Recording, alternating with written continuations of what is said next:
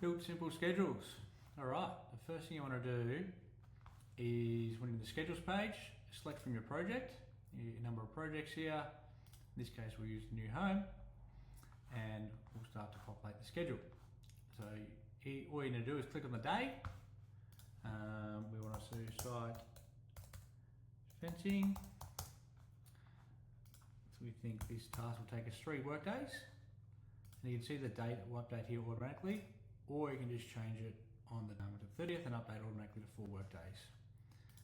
You can choose your colour, coordinate, and you can assign it to internal team members. That way they get an alert on their phone when the schedule's been updated.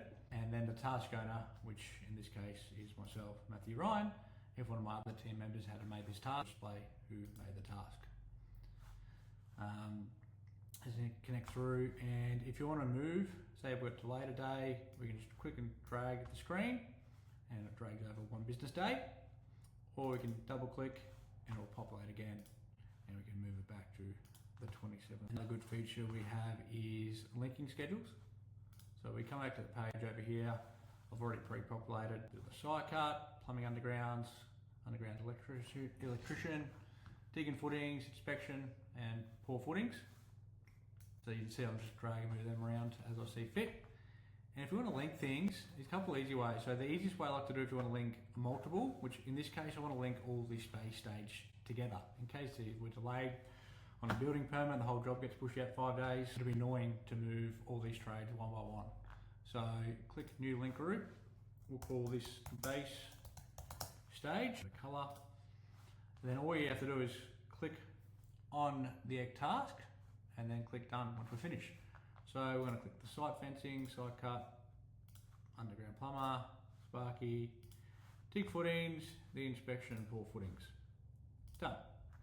That's linked. So literally if I move the entire schedule with the site cut a week, and just up here this is a handy little thing. So obviously it's going to land on a couple of Sundays. So we'll actually move to the next business day.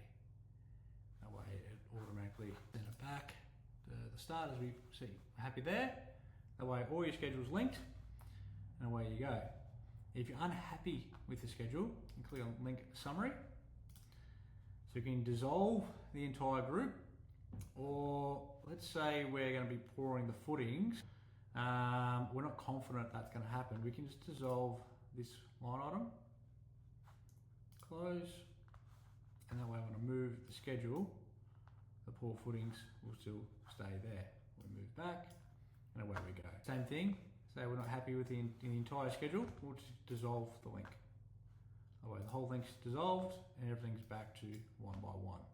So it's really user friendly and you can really populate the entire schedule. And like I like to break my schedule down in stages, like base, frame, roofing, locker.